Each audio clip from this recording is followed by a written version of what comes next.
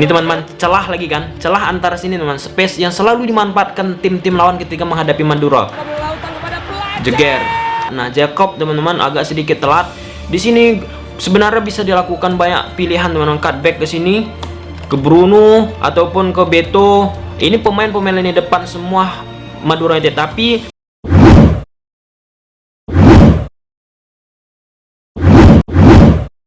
Kaigat ulang cubu-cubu. Nah teman-teman, kali ini kembali lagi di konten yang membedah strategi taktik dari pelatih-pelatih baik itu di Liga 1 ataupun di Liga luar sana. Nah seperti biasa teman-teman, kali ini kita bakal membedah ataupun membahas taktik dari Coach Rahmat Darmawan, Coach RD ketika menghadapi Bali United. Nah kalau suka kalian video ini udah tahu apa yang harus kalian lakukan, dan seperti biasa teman-teman, kalian lebih jago sepak bola daripada aku, lebih hebat kalian sepak bola daripada aku ya, jangan kalian bacotin. Kita langsung melihat ke grafis teman-teman. Dari sini Bali United menggunakan formasi favorit dari Coach Teko, yaitu 4-2-3-1 yang berubah teman-teman menjadi 4-3-3 ketika bertanding ataupun bermain. Sedangkan dari Madura United ini juga formasi ideal yang disukai oleh Coach RD, Coach Rahmat Darmawan.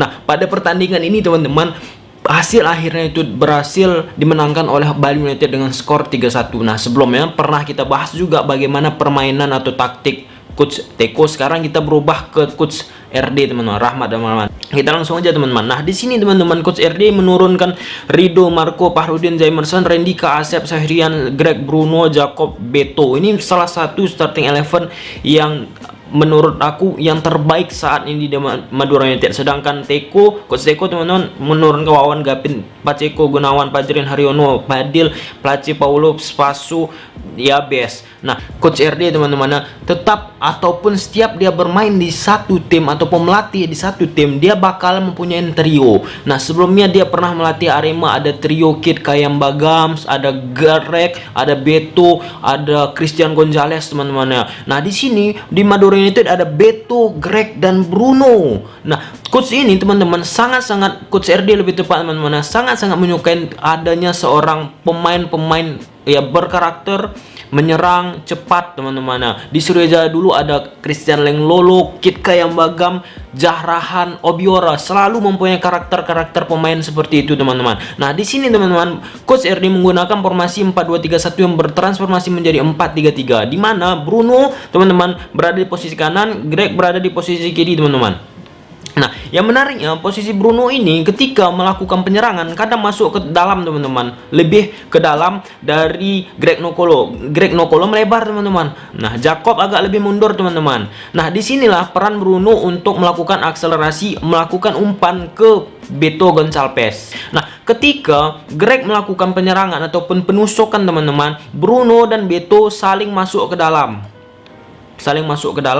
untuk membuat create peluang. Nah ini peran baru untuk Bruno. Sebelumnya Bruno main di Bayangkara ataupun di Persija Jakarta, dia agak sebagai playmaker teman-teman, agak sebagai bermain second striker. Nah di sini Bruno bermain dengan dua peran, kadang melebar ke kanan teman-teman, kadang masuk ke dalam. Itulah membuat perbedaan kali ini permainan Bruno pada Persija Jakarta dulu ataupun Bayangkara teman-teman. Kita masuk ke posisi di tengah teman-teman. Nah, Jacob, Asep, Sahrian. Nah, di sini menurut aku teman-teman, Syahrian Abimayuah merupakan seorang playmaker yang mengatur serangan pada pertandingan kali ini. Sedangkan Jacob agak sedikit keteteran mendapati pemain-pemain Bali United teman-teman, gelandangnya sangat-sangat cepat melakukan umpan-umpan passing. Nah, di sini Jacob keteteran dan sering terlambat untuk menutup teman-teman. Nah, di sini Asep, sang pemain pemotong rumput, penjaga rumput, pengangkut air. Nah, Asep permainannya dari musim lalu, musim sekarang tidak ada perbedaannya. Nah, mungkin di sini kenapa Bali United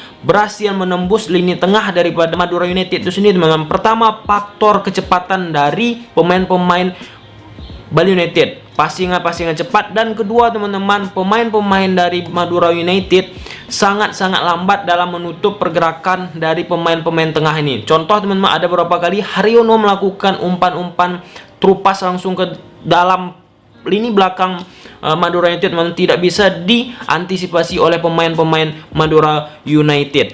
Nah, di sini posisi mereka teman-teman 4-3-3 4-3-3. Nah, ketika menyerang teman-teman, Syahrian maju ke depan, Asep berada di posisi sini teman-teman untuk menjaga kedalaman. Nah, di sini peran Marco Maroje teman-teman, pemain fullback kanan Madura United sangat vital untuk membantu ataupun menutupi kekosongan Bruno, karena Bruno sering masuk ke dalam ataupun melakukan penetrasi dari tengah teman-teman. Dan inilah kenapa pada pertandingan tadi malam Marco teman-teman sering mendapatkan pelanggaran ataupun melakukan pelanggaran, mendapatkan kartu kuning dan akhirnya diganti, karena mau nggak mau Marco memang tugasan maju mundur, maju mundur, maju mundur, maju mundur.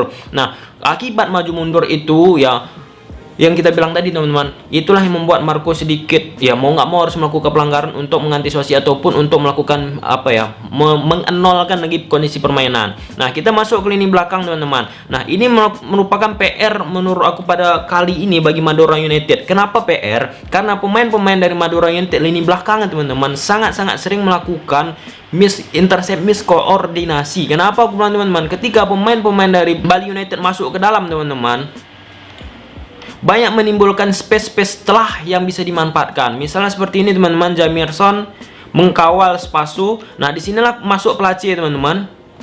Dan itulah gol pertama teman-teman, nah, masuk Place. Nah, ataupun Yape sendiri ya gitu teman-teman, bisa memanfaatkan ruang ini teman-teman, karena Marco sering melakukan overlap. Dan itulah berapa kali teman-teman dimanfaatkan Bali United pada pertandingan kali ini. Dan pemain dari satu pemain ke pemain lain space jangan jauh teman-teman, jangan sangat-sangat jauh, yang kalau misalnya jauh saling berjauhan, pemain-pemain dari Bali United bisa memanfaatkan ruang-ruang kosong teman-teman, ruang-ruang kosong yang bisa menjadikan gol bagi Bali United.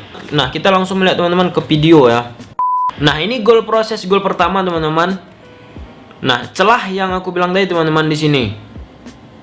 Nah, Spaso pemain yang mengalihkan perhatian pemain-pemain dari Madura United, dan ini kelemahannya dari beberapa pertandingan Madura United. Inilah yang perlu diperbaikin dari Madura United itu sendiri teman-teman. Dan di sini Asep Berlian ya, yang aku bilang tadi sebagai pemotong rumput yang agak telat teman-teman menutup pergerakan dari Place itu sendiri. Kita lihat nih. Nah, ini teman-teman Jacob ya, yang aku bilang tadi di awal, pemain-pemain lini tengah dari Madura United tidak begitu cepat dalam mengantisipasi, mengintercept umpan-umpan dari second line Bali United. Akhirnya gol. Nah, di sini teman-teman yang kita bilang di awal tadi, Greg melebar ke sebelah kiri teman-teman, karena Greg bermain melebar untuk membuka lini penyerangan dari Madura United itu sendiri, sedangkan Bruno agak ke dalam teman-teman bersama Beto untuk melakukan kerjasama passing to passing. Nah, di sini teman-teman berhasil ditutup oleh Padel Sausu sama Haryono teman-teman. Konsisten dan disiplin ya, Padel sama Haryono. Nah, di sini teman-teman Jeger. Nah, ini teman-teman peluang dari sebelah Greg kiri ya, nih khas Greg. Nah, ini nah, ketika melakukan penyerangan ini teman-teman, second line dari pemain-pemain dari Madura United yang aku bilang tadi agak sedikit telat. Nah, Jacob teman-teman agak sedikit telat. Di sini sebenarnya bisa dilakukan banyak pilihan teman-teman, cutback ke sini, ke Bruno ataupun ke Beto. Ini pemain-pemain lini depan semua Madura United, tapi second line dari Madura United tidak bisa mensupport itu semua teman-teman. Yang aku bilang dari awal teman-teman ya, pemain lini kedua Madura United agak sedikit lambat dan hasilnya kurang bisa dimanfaatkan. Nah, ini bisa kalian perhatikan teman-teman, posisi Asep Berlian. Bruno teman-teman berada di posisi kanan yang kita sampaikan di awal tadi. Kita lihat. Nah, ini teman-teman yang kita bisa perhatikan teman-teman. Nah, di sini sering peluang-peluang yang dimanfaatkan ataupun kelemahan dari pemain belakang Madura United yang bisa sering dimanfaatkan. Kita lihat. Tertutup Jacob teman-teman. Nah, ini teman-teman peran Bruno, dia agak ke dalam, sedangkan Greg Nokolo teman-teman melebar. Dia mengisi ruang-ruang kosong Greg Nokolo untuk bisa memanfaatkan. Ini Bruno dari tengah melakukan umpan langsung teman-teman ke depan ke Beto Gonçalves. Terupas, sedap kali ya. Aduh, Beto. Nah, di sini posisi Jacob teman-teman. Jacob agak mundur, sangat-sangat mundur ke belakang dengan Asep Berlian. Nah, sini teman-teman. Nah, di sini Syahrian Abimanyu. Nah, jadi teman-teman pemain dari lini kedua Madura United sama lini depan agak sedikit jauh. Bruno juga sini memang agak ke dalam ya. Bruno aku bilang tadi, walaupun dia bermain kadang juga melebar ke sebelah kanan. Nah, jadinya pelanggaran. Ini teman-teman celah lagi kan, celah antara sini teman, space yang selalu dimanfaatkan tim-tim lawan ketika menghadapi Madura. Jeger. Syahrian Abimanyu kasih ke Beto, di sini ada ruang teman-teman ya. Ini cerdas sih menurut, cantik permainan. Nah, Lagi pergerakan Greg Beck. jeger. Nah, ini gol teman-teman. Semua pemain lini belakang Madura United fokus ke bola. Pacheco nggak terkawal. Angkat lagi Blache. Jabret. Jeger. Kita lanjut teman-teman. Nah, ini teman-teman kembali serangan dari Bali United teman-teman. Lagi dan lagi aku bilang space yang lebar-lebar teman-teman. Nah, ini Marco teman-teman telat ke belakang karena dia sering melakukan overlap, dan pemain-pemain dari second line Madura United juga lambat untuk menutup pergerakan-pergerakan dari lini depan Madura United, Bali United teman. Kita lihat. Ini teman-teman, berhasil dilanggar. Kalau nggak dilanggar bahaya juga. Nah, ini teman-teman posisinya Jacob, Sarian, Asep. Nah, perhatikan teman-teman, mereka sangat jauh ke posisi ke depan mana lini depan mereka, sehingga pemain-pemain lini depan Madura United teman-teman harus mundur ke belakang melakukan skill.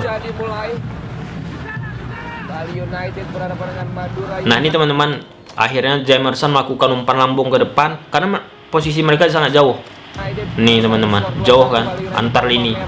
Nah, ini teman-teman gol dari Bali lagi, umpan lambung lagi, gila sih. Sedangkan ini gol dari Madura United teman dari sebelah kiri ya.